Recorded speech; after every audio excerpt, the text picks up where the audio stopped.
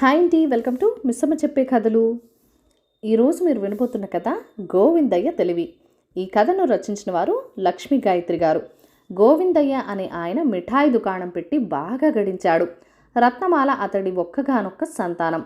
ఆ పిల్లను పెళ్లాడేవాడు గోవిందయ్య వ్యాపారానికి కూడా వారసుదవుతాడు గనక చాలామంది ఆయనతో వియ్యమందాలని ఆశపడసాగారు. గోవిందయ్య కూడా తనకు తగిన సంబంధం వెతికే ప్రయత్నంలో లింగయ్య అనే అతడి కొడుకుని గురించి విచారించాడు. ఆ కుర్రవాడు తగినవాడని నిశ్చయించుకున్న తర్వాత లింగయ్యతో మాట్లాడుతూ, అయ్యా, ఒక చిన్న మనవి. సంబంధం నిశ్చయం చేసుకోబోయే ముందు వరుడికి ఒక పూట మా ఇంట విందు భోజనం పెట్టవలసిందిగా ఒక సాధువు నన్ను ఆదేశించాడు. ఆ కుర్రవాడు మా అమ్మాయికి తగినవాడైంది లేనిది అతడు భోజనమైన మరుక్షణం నాకు స్ఫురించేస్తుందని, ఆ ప్రకారం చేస్తే అంతా శుభమే జరుగుతుందని చెప్పాడు అన్నాడు. గోవిందయ్య మాటలకు లింగయ్య ఆశ్చర్యపడి, అయినా ఇందులో నష్టమేం లేదు గనక కొడుకును గోవిందయ్య ఇంటికి భోజనానికి పంపాడు.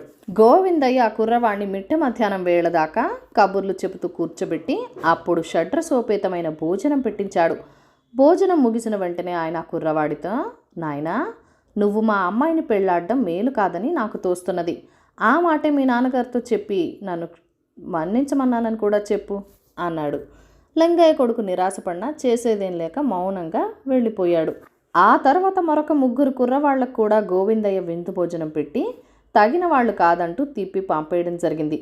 ఒకనాడు గోవిందయ్య ఆప్తమిత్రుడు రాధాకృష్ణయ్య గోవిందయ్యను కలుసుకుని, ఏమిటి గోవిందయ్య, పెళ్లి కొడుకులందరినీ ఇంటికి పిలిచి విందు భోజనాలు పెడుతున్నావట, ఏమిటి సంగతి అని ప్రశ్నించాడు. గోవిందయ్య సరదాగా నవ్వుతూ, తగిన అల్లుడు దొరికేదాకా ఈ రహస్యం ఎవరి దగ్గర వెల్లడించరాదని సాధువు మరీ చెప్పాడు. కాస్త ఓపిక పట్టు అన్నాడు. రాధాకృష్ణయ్య కూడా నవ్వుతూ, సరేలే, అలాగే కానీ. అయితే వెంకటాపురంలో నా చెల్లెలున్నది చూడు, దాని మూడో కొడుకు అన్ని విధాలా మీ అమ్మాయికి తగినవాడని నిన్ననే నాకు స్మరించింది. మరి వాడికి విందు భోజనం పెడతావో మాంతావో నీ ఇష్టం అన్నాడు. అమ్మమ్మ, విందు భోజనం పెట్టిన తర్వాతే మరో ఆలోచన. ఆ కుర్రవాడు బాగున్నాడు అనుకుంటే రేపే మనిద్దరం వెళ్ళి విందుకు పిలుద్దాం అన్నాడు గోవిందయ్య. ఇందుకు సరేనన్నాడు రాధాకృష్ణయ్య. మర్నాడే ఇద్దరు వెంకటాపురం వెళ్ళి సంబంధం మాట్లాడి ఆ కుర్రవాణ్ణి విందుకి ఆహ్వానించాడు. పెళ్లి కొడుకు రమేషుడి తల్లి తండ్రి ఆశ్చర్యపోతూనే కొడుకును గోవిందయ్యతో పంపటానికి అంగీకరించారు. రమేషుడిని వెంటబెట్టుకొని తమ ఊరు చేరాక గోవిందయ్య అతడితో, నాయనా, ఈ రాత్రికి మీ మేనమామ ఇంట పడుకుని రేపు ఉదయాన్నే మా ఇంటికి వచ్చే అని చెప్పి మిత్రుడితో పెళ్లి కొడుకును వెంట పెట్టుకొని నువ్వు విందుకురా అని ఆహ్వానించాడు. రాధాకృష్ణయ్య అంగీకరించి మర్నాడు ఉదయం రామేశుని వెంట పెట్టుకుని గోవిందయ్య ఇల్లు చేరాడు. వచ్చిన వాళ్ళిద్దరినీ ముందు గదిలో కూర్చోబెట్టి కబుర్లు ప్రారంభించాడు గోవిందయ్య.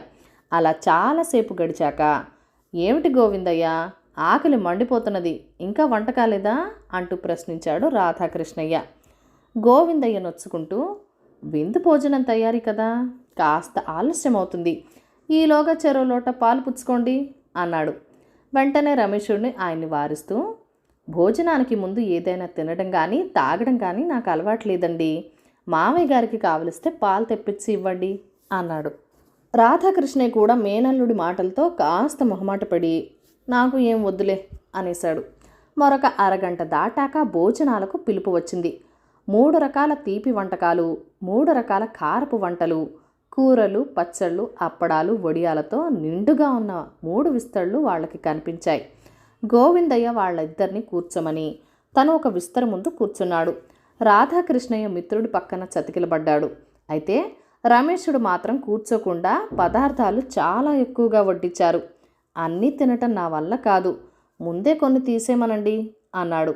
అదేంటయ్యా, రాళ్లు తిని అరిగించుకోవాల్సిన వయసు వాడివి అంటూ గోవిందయ్య అభ్యంతరం చెప్పబోయాడు. కానీ రమేశుడు చిరునవ్వు నవ్వి, మిగతా ఆహారం తీసుకునే అలవాటు జీర్ణశక్తిని ఎక్కువ కాలం కాపాడుతుంది, ఇది మీకు తెలియని సంగతి కాదు అన్నాడు. అప్పుడు గోవిందయ్య చెప్పగా రత్నమాల వచ్చి రమేశుడు విస్తర్లో కొన్ని పదార్థాలు తీసేసింది. చెప్పినట్టే సమతూకంగా భోజనం చేస్తూ ముందుగా భోజనం ముగించాడు రమేశుడు. భోజనాలయ్యాక గోవిందయ్య రమేషుడికి భుక్తాయాసంతో వగరుస్తున్న రాధాకృష్ణయ్యకు తమలపాకులు అందిస్తూ, ఇంతకు పదార్థాల రుచి నీకు నచ్చినట్టు లేదు అన్నాడు రమేశుడితో. రమేశుడు వెంటనే జవాబు చెప్పడానికి కాస్త మొహమాటపడి చివరకు 3-4 రకాల పదార్థాలు అంత ప్రశస్తంగా లేవని చెబుతూ వాటిలో ఏవో మార్పులు చేస్తే బాగుంటుందని కూడా వివరించాడు. అంతా విని గోవిందయ్య పరమానందపడుతూ, రాధాకృష్ణయ్య, ఈ కుర్రవాడే మా అమ్మాయికి తగినవాడని సాధు నా చెవిలో చెప్తున్నాడయ్యా అన్నాడు. రాధాకృష్ణ ఆయాసపడుతూనే, సాధు పేరు చెప్పి నువ్వేదో ఆలోచిస్తున్నావని గ్రహించాను, అదేమిటో చెప్పు ముందు అని అడిగాడు. గోవిందయ్య పెద్దగా నవ్వి, రాధాకృష్ణయ్య, నేను చేసేది మిఠాయిల వ్యాపారం అని నీకు తెలుసు కదా. వాటి మధ్య కూర్చొని వ్యాపారం చేసేవాడికి ముఖ్యంగా ఉండవలసినవి చక్కని ఆహారపు అలవాట్లు. అవి నీ మేనల్లుడుకున్నవి. అటువంటి వాడు నా వ్యాపారాన్ని అందిపుచ్చుకుంటే ఇటు రుచికరమైన పదార్థాలను చేయిస్తూ లాభసాటిగా వ్యాపారం చేయగలడు, అటు దుకాణంలో కూర్చొని చేతికందిన వల్ల తింటూ ఆరోగ్యం పాడు చేసుకోకుండా ఉండనుగలడు. నాకు నచ్చిన కుర్రవాళ్లలో నేను పరీక్షించినది అదే. ఇన్నాళ్లకు భగవంతుడి దయ వల్ల ఈ రమేశుడు నాకు లభించాడు. ఇక నా కూతుర్ని వ్యాపారాన్ని కూడా అతని చేతుల్లో పెట్టి నిశ్చింతగా బతుకుతాను అన్నాడు. మిత్రుడు మాటలు ఆశ్చర్యంగా విన్న రాధాకృష్ణయ్య, ఇంతకు అల్లుడి ఎన్నిక అంతా మీ ఇష్టమేనా? ఆ అమ్మాయి అంగీకారం కనుక్కోవద్దు అని ప్రశ్నించాడు. దానికి గోవిందయ్య, మీ భోజనాలయ్యి మీరు ముందు గదిలో కూర్చున్నప్పుడే నేను లోపలికి వెళ్ళి రత్నమాలకు నా అంగీకారం తెలియజేసి దాని ఇష్టాయిష్టాలు కనుక్కుందామనే. నా కూతురికి ఈ సంబంధం ఇష్టమే, పోతే తనకు ఇష్టమో కాదో చెప్పవలసింది అతడే అన్నాడు. రాధాకృష్ణయ్య మేనల్లుడి కేసి చూసి, నువ్వేమంటా అని అడిగాడు. వెంటనే రమేశుడు, ఎంతైనా ఇట్టే ఆలోచించగల సమర్థులు గోవిందయ్య గారిని కాదని ఎలా అంటాం మామయ్య అన్నాడు. ఆహా, కాబోయే అల్లుడి చేత పొగిడించుకుంటున్నావు, తెలివంటే నీదేనయ్యా గోవిందయ్య అంటూ రాధాకృష్ణయ్య నవ్వుతూ మిత్రుణ్ణి అభినందించాడు. కథ కంచికి మనమింటికి. ఈ కథలను లైక్ చేయండి, షేర్ చేయండి. మరిన్ని మంచి మంచి కథల కోసం మన ఛానల్ని ఫస్ట్ టైం చూస్తున్నట్లయితే కనుక ప్లీజ్ సబ్స్క్రైబ్ చేసుకుని మీ సపోర్ట్ ఇవ్వండి. మీ అమూల్యమైన ఫీడ్బ్యాక్ అండ్ సజెషన్స్ కూడా నాతో కామెంట్ సెక్షన్లో షేర్ చేసేయండి. Thank you for watching. Bye bye.